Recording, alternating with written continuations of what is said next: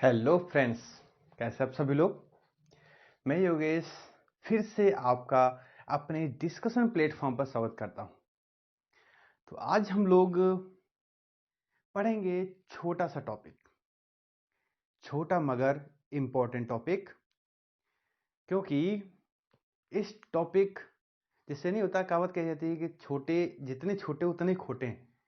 बिल्कुल वही है कि जितना छोटा सा डेरिवेशन है उतना ही इम्पोर्टेंट है। कहाँ कहाँ पूछ ले जाएगा आप गेस भी नहीं कर सकते।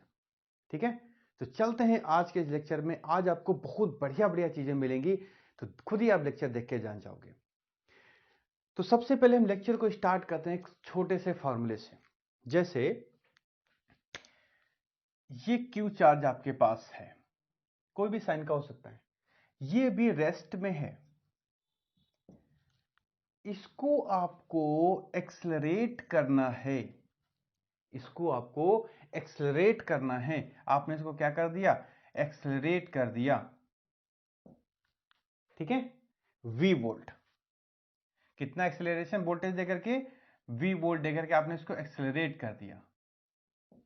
वी वोल्ट आपने इसको एक्सेलरेट कर दिया। और इस चार्ज का जो मास है वो कितना है भैया, स्मॉल एम। तो आपसे पूछता है कि attend velocity by charge Q कितनी होगी। ये आपसे क्वेश्चन पूछ लेता है, कभी कभी ऐसे ही पूछ लेता है, कभी वो न्यूमेरिकल के फॉर्म में पूछ लेता है कि क्यू एक चार्ज जो रेस्ट पे रखा है, आपने इसको वी वोल्ट से एक्सेलरेट कर दिया। तो एक्सेलरेशन होने के बाद तो कितना वहां पर वेलोसिटी वो गेन कर लेगा, ये आपसे पता पूछ रहा है। देखो बहुत आसान होता है।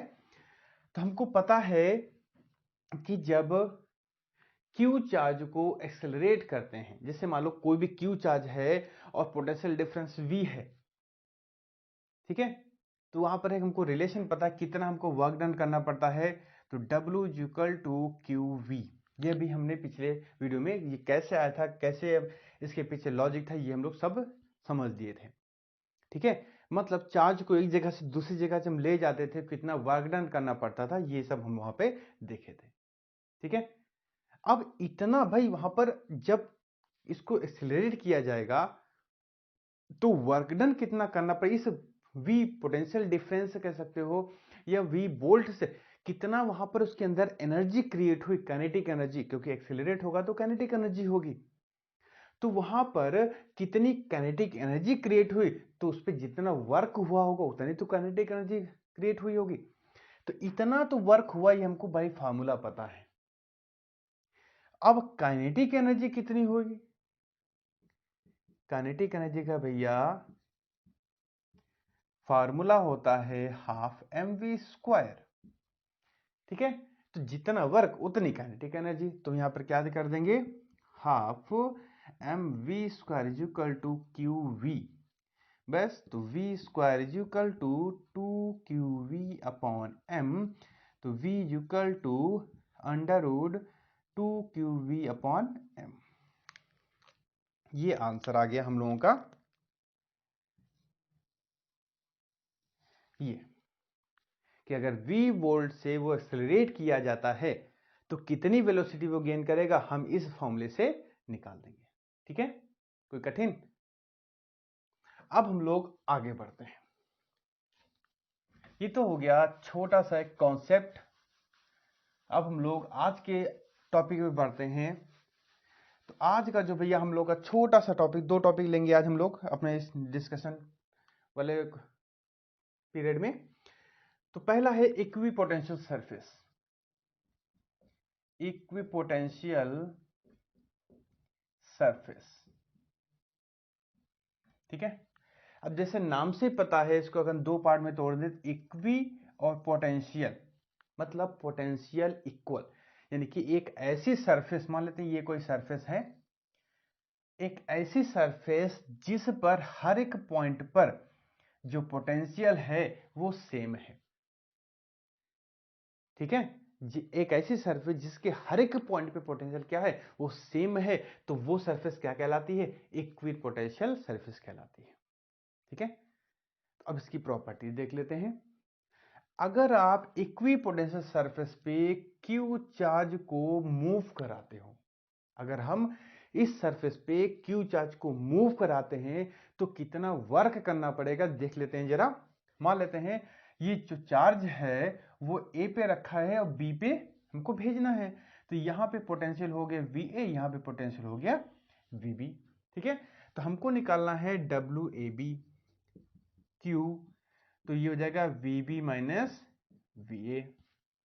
ठीक है, ध्यान करिए हमने कैसे फॉर्मूला इसको लिखा था जब हमने इसका फर्स्ट लेक्चर लिया था, तो वहां पे जाके आप उसको देख सकते हो। तो V B minus V A. अब इक्विपोटेंशियल सरफेस क्या बोलता है भैया, V B is equal to V A, तो यहां रख दो, W A B is equal to क्या हो जाएगा, 0। तो मतलब ये हुआ कि अगर क्यू चार्ज, अब क्यू चार्ज यहां लिख देंगे, it means if Q charge moves from A to B, then no work done in moving। यहां पर क्या हुआ, नो वर्क डन, मतलब कोई भी वर्क घूमने में नहीं होगा। ये आपको ध्यान देना है, पहली प्रॉपर्टी इसकी यही हो गई कि क्यू चार्ज को, क्वेश्चन आता है कि क्यू चार्ज को इक्विपोटेंशियल सरफेस पे 10 मीटर तक ले जाया गया तो बताओ कितना वर्क होगा। तो सबसे सिंपल सा है भाई, 10 मीटर ले जाओ चाहे 1 किलोमीटर ले जाओ, जब इक्विपोटेंशियल सरफेस है तो इक्विपोटेंशियल सरफेस पे कोई वर्क ही नहीं होता है तो क्या होगा, नो वर्क होगा। ठीक है, इक्विपोटेंशियल सरफेस पे पोटेंशियल सेम रहता है हर एक पॉइंट पर। ठीक है, उसके बाद इसकी दूसरी प्रॉपर्टी क्या है कि direction of electric field intensity, direction of electric field intensity is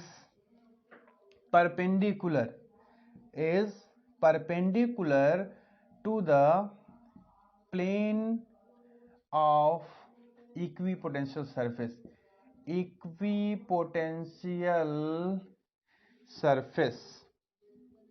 ये आपका भैया, ये लाइन आपको ध्यान रखनी है कि direction of electric field intensity is perpendicular to the plane of equipotential surface. जैसे अगर मान लेते मैंने कह दिया ये कोई एक इक्विपोटेंशियल सरफेस है, ऐसा नहीं है, ऐसे है, तो इलेक्ट्रिक फील्ड इंटेंसिटी डायरेक्शन किधर होगी, ऐसे होगी। ये जैसे मेरे पेन पकड़ के रखे परपेंडिकुलर, तो यहां पर अगर हम दिखा दें तो इस तरीके से ये आपकी हो गई भैया ई, और ये क्या है आपका इक्विपोटेंशियल सरफेस है। ये हो गया भैया इक्विपोटेंशियल सरफेस। ओके, तो यहां पर ध्यान देना है कि इक्विपोटेंशियल सरफेस और डायरेक्शन ऑफ इलेक्ट्रिक इंटेंसिटी के बीच में 90 डिग्री का एंगल रहता है। ठीक है, चलो भाई, अब हम लोग, ये तो हो गया इक्विपोटेंशियल सरफेस। अब एक क्वेश्चन थोड़ा सा कर लेते हैं। क्वेश्चन ये है कि एक कोई चार्ज है जो सर्कुलर पाथ पे चल रहा है, सर्कुलर पाथ पे चार्ज घूम रहा है, तो आपसे पूछ रहा है कि ए बी सी डी इन 4 पॉइंट पर जो वर्क डन है वो कितना होगा। मतलब ए से बी, बी से सी, सी से डी, डी से ए तक जाने में कितना उसको वर्क डन करना पड़ेगा, कितना वर्क डन करना पड़ेगा, ये आपसे पूछ रहा है। मतलब आपको बताना है W A B, W B C, W C D और डब्ल्यू डी ए कितना होगा ये बताना है। और इसकी जो रेडियस है भैया वो है आपका कैपिटल आर। क्यू चार्ज आपका मूव कर रहा है, तो आपको पता है कि जब ये सर्कुलर पाथ है तो हर एक पॉइंट पे पोटेंशियल तो सेम ही होगा, हर एक पॉइंट पे पोटेंशियल सेम होगा, क्योंकि V का फॉर्मूला क्या होता है, v का भैया फॉर्मूला होता है 1/4 q बाई r। जब r सेम है, q भी सेम है, सब तो सेम है, तो v क्या होगा हर एक पॉइंट पर सेम होगा। तो ये कैसे भाई बन गया, एक इक्विपोटेंशियल सरफेस ही तो बन गया। ये कैसा बन गया, इक्विपोटेंशियल सरफेस बन गया। तो अब इसको घुमाते रहो, क्या होगा, जब VA, VB, VC, VD सब सेम है तो कोई भी वर्क डन नहीं होगा। तो यहां पे क्या लिख देंगे, सब किसके बराबर हो जाएंगे, 0 के बराबर आ जाएंगे। ये भैया मेरा आंसर हो जाता है। ठीक है, तो यहां पर देखा कि क्वेश्चन कठिन नहीं है, बस क्या है, हमको उनके लॉजिक को समझ लेना होता है, हमको उनके लॉजिक को समझ लेना होता है बस। ठीक है, तो ये हो गया भैया इक्विपोटेंशियल सरफेस। ठीक है, अब आगे बढ़ते हैं थोड़ा सा। अब इसमें कभी कभी पूछ लेते हैं कि अगर सिंगल चार्ज है, अगर आपके पास सिंगल चार्ज है तो इक्विपोटेंशियल सरफेस का जो शेप है या कैसे बनते हैं इक्विपोटेंशियल सरफेस, जरा हम लोग वो देख लेते हैं, फिर हम लोग थोड़ा आगे बढ़ते हैं। देखो भैया, अगर सिंगल चार्ज है, यहां लिख देंगे सिंगल चार्ज। अगर सिंगल चार्ज है तो सिंगल चार्ज की वजह से जो इक्विपोटेंशियल सरफेस जो होगा वो होगा आपका कॉन्सेंट्रिक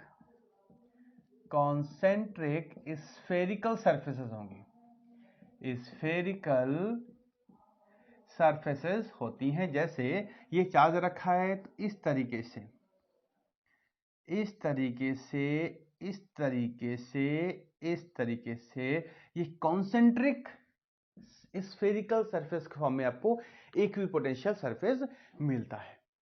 ठीक है, तो ध्यान दीजिएगा कि इक्विपोटेंशियल सरफेस जो है वो जहां पास पास होंगी, अब देखो जो फिगर आपको मिलेंगे तो वो धीरे धीरे जैसे जैसे डिस्टेंस बढ़ती चली जाएगी, उनके जो गैपिंग है वो बढ़ती चली जाएगी।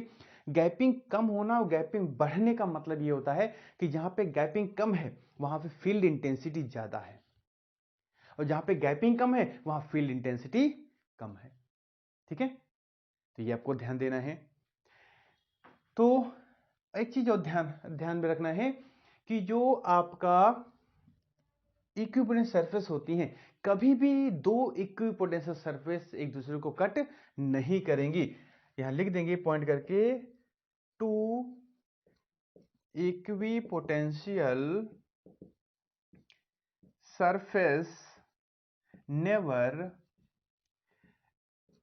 intersect to each other, never intersect to each other, कभी भी एक दूसरे को दो इक्विपोटेंशियल सरफेस कट नहीं कर सकती। ठीक है, तो ये तो भैया हो गया कि सिंगल चार्ज की वजह से इक्विपोटेंशियल सरफेस का शेप कैसा है, कॉन्सेंट्रिक स्फेरिकल सरफेस।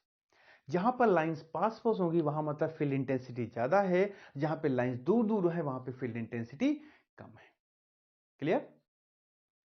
अब उसके बाद कभी कभी डायपोल पूछ लेगा कि डायपोल की वजह से इक्विपोटेंशियल सरफेस बनाइए। तो यहां पे हम लोग भैया देखिए बहुत आसान है, देखो यहां लिख देंगे ड्यू टू डायपोल। ठीक है, अब देखिएगा जरा, डायपोल की वजह से भैया ये प्लस होता है, ये आपका माइनस होता है, तो ही तो होते हैं। अब देखो जरा बनाइए, इसमें बस ध्यान ये रखना है गैपिंग हम लेफ्ट साइड में बढ़ाते चले जाएंगे, गैपिंग जो है वो हम लेफ्ट साइड में बढ़ाते हुए चले जाएंगे। ठीक है, इधर की बना, जिससे हम ये बनाया एक सर्कल ये बना दिया। गैपिंग आपका इस साइड में, इधर वाले के लिए इस साइड में, इधर वाले के लिए इस साइड में, ये आपका बढ़ता हुआ चला जाएगा इस तरीके से।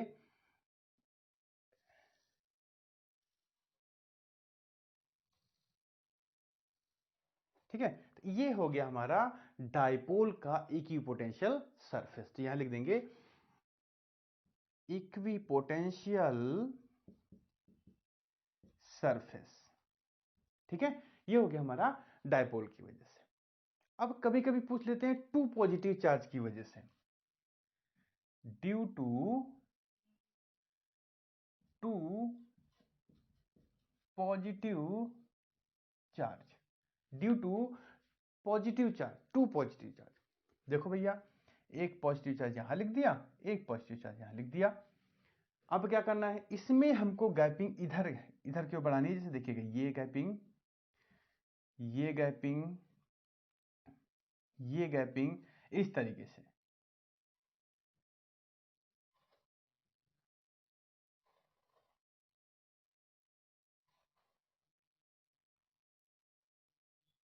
ठीक है, अब इसके बाद क्या होगा, एक कॉमन जैसा हमको एक गोला जैसा यहाँ पे बन जाता है। बस यहाँ पे भैया कट नहीं करेंगे, ध्यान रखिएगा। ठीक है, ये हो गया भैया इक्विपोटेंशियल सरफेस, ये हो गया equipotential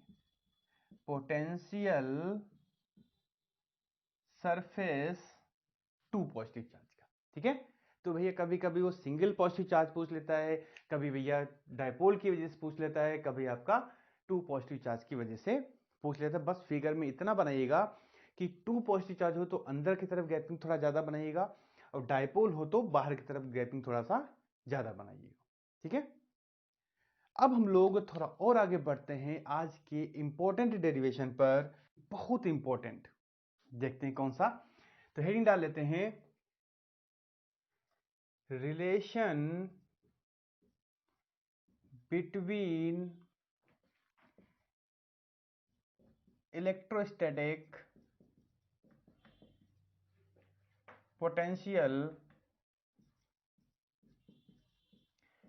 potential and electric field, electric field.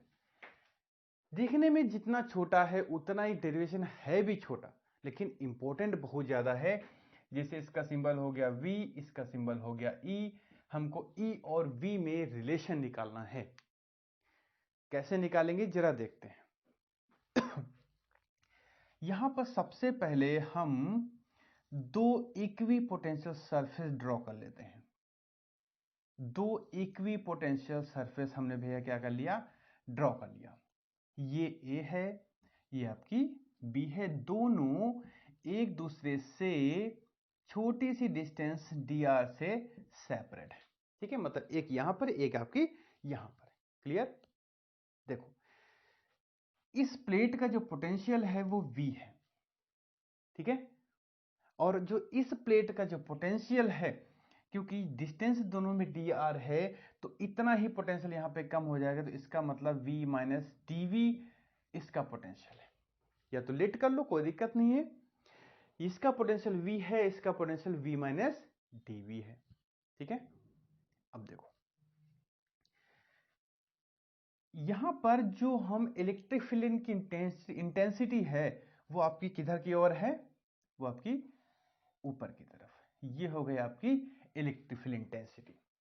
ठीक है, ये हो गया आपकी इलेक्ट्रिक फील्ड इंटेंसिटी। अब यहां पर एक हमारे पास चार्ज है Q, हमारे पास चार्ज है Q, हमको उसको यहां से यहां पे लाना है। कहां से लाना है, इस B से A पे लाना है उस चार्ज को। तो कितना वर्क करना पड़ेगा ये हमको निकालना है। देखो अब हम वर्क दो तरीके से निकाल सकते हैं, एक तो फोर्स इनटू डिस्प्लेसमेंट से, और एक तो W=QV से, क्योंकि पोटेंशियल भी पता है और चार्ज भी हमको पता है, तो दोनों तरीके से हम निकालेंगे। तो सबसे पहले, क्योंकि ये ज्यादा डिस्टेंस है नहीं, छोटी डिस्टेंस है, छोटा सा वर्क डन होगा, तो यहां पर DW क्या हो जाएगा, force into displacement, force into displacement क्या है आपका dr। ठीक है, अब हम देखिए E भी क्या है, एक टाइप का फोर्स ही तो है। E क्या आपका एक टाइप का फोर्स है, मतलब उस पे फोर्स लग रहा है इधर की तरफ, और हम आ रहे हैं नीचे की तरफ, क्या लग जाएगा, माइनस लग जाएगा, क्योंकि हम आ रहे हैं B से A की तरफ। तो यहां पर हम लिख सकते हैं WBA, आप लिख सकते हो डायरेक्शन दिखाने के लिए। तो यहां पर पोटेंशियल की बात कही जा रही है, तो हम, क्योंकि हमको पता है F इक्वल टू फॉर्मूला क्या होता है भैया, QE, तो यहां पे Q को हम रख देंगे 1, तो F इक्वल टू किसके बराबर आ गया, E के बराबर आ गया। तो यहां पे हम लिख दो minus E into D R, ये हो जाएगा बी ए इक्वेशन फर्स्ट। ये मैंने जो फोर्स वर्क निकाला, ये फोर्स इनटू डिस्प्लेसमेंट से निकाला। अब यहां से as we know that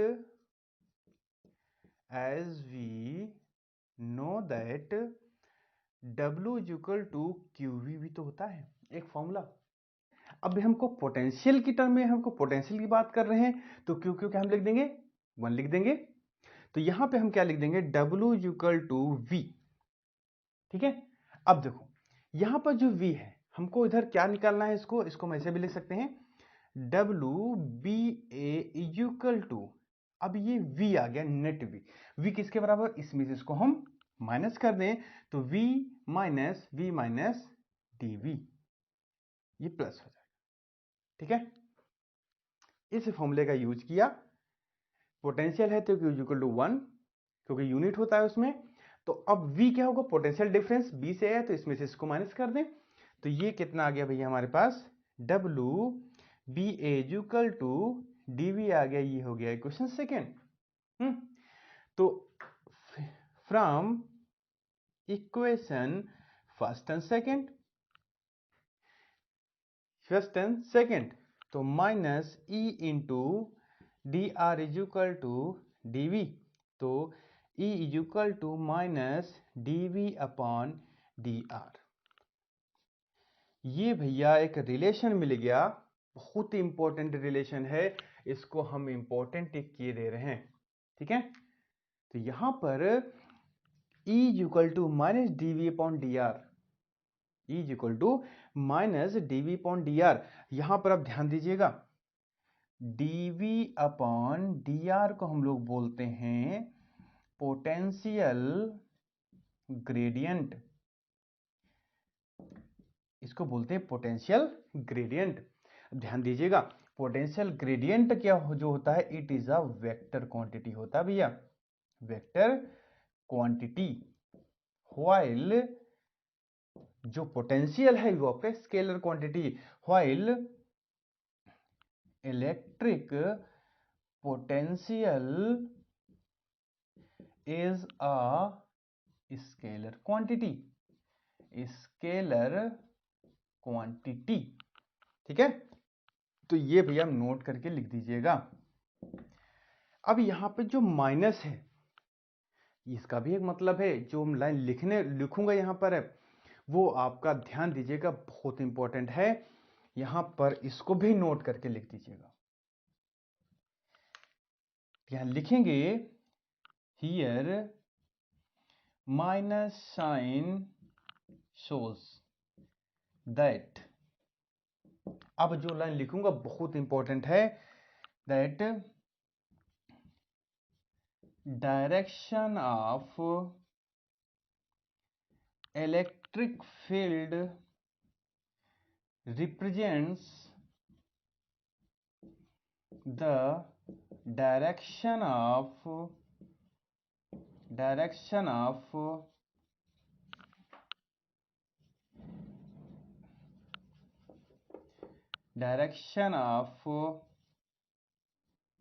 decreasing potential। ठीक है, ये भैया लाइन बहुत इंपॉर्टेंट है, ये आपको न्यूमेरिकल सॉल्व करने में सिर्फ यही लाइन हेल्प करेगी। Direction of electric field intensity, और लिख दे यहां पर intensity, direction of electric field intensity represents the direction of decreasing potential. मतलब इलेक्ट्रिक फील्ड इंटेंसिटी की डायरेक्शन में जाओगे तो पोटेंशियल धीरे धीरे कम होता जाएगा। ठीक है, तो छोटा सा डेरिवेशन आपने देखा, यहां पर जो मैंने वर्क निकाला है दो तरीके से निकाला है, एक तो फोर्स डिस्प्लेसमेंट से, एक W/QV से। ठीक है, यहां पोटेंशियल की बात कर रहे हैं, तो जहां Q होगा वहां 1 पुट कर देंगे, क्योंकि आपको पता है कि पोटेंशियल एनर्जी में Q लेते हैं और पोटेंशियल में सिर्फ Q लेते हैं, और सॉरी यूनिट लेते हैं। तो यहां पर हमने E को इस तरीके से चेंज कर दिया F को E में, और यहां से Q को गायब कर दिया, क्यों, क्योंकि पोटेंशियल के टर्म में Q 1 होता है, और बाकी बहुत सिंपल से हमने डेरिवेशन कर दिया। dV अपॉन dr को पोटेंशियल ग्रेडियंट हमने नाम दिया, ये होता है। अब पोटेंशियल ग्रेडियंट क्या होता है, ये होता है कि change in potential in per unit length. Potential gradient ये होता है कि change in potential in per unit length, लिखे भी दे रहे हैं। पोटेंशियल ग्रेडियंट होता है कि change in potential in per unit length, ठीक है। पर यूनिट लेंथ या पर यूनिट डिस्टेंस कह सकते हो, तो यहां पर लेंथ से बढ़िया हम डिस्टेंस कहते, वो ज्यादा ठीक रहेगा, आप कंफ्यूज नहीं होंगे। इस तरीके से change in potential in per unit distance ये आपका लिखा हुआ है। क्लियर? तो भैया आज के इस छोटे से वीडियो में छोटे से टॉपिक का हम लोगों ने डिस्कशन किया। देखा आपने कि यहाँ पर बहुत सारे बढ़िया बढ़िया फॉर्मूले और बढ़िया बढ़िया कॉन्सेप्ट निकल के आए यहाँ पर, ठीक है। तो इसको आप लोग अच्छे से रिवाइज करिएगा। नेक्स्ट वीडियो में हम लोग कैपेसिटर को लेके आएंगे आपके सामने कि कैपेसिटर कैसे चार्ज को स्टोर करता है अपने अंदर, बहुत बढ़िया कॉन्सेप्ट में, ठीक है। फिर मिलेंगे भैया नेक्स्ट वीडियो में, तब तक आप लोग अपनी तैयारी को नया अंजाम दीजिए। फिर मिलेंगे, take care and bye bye.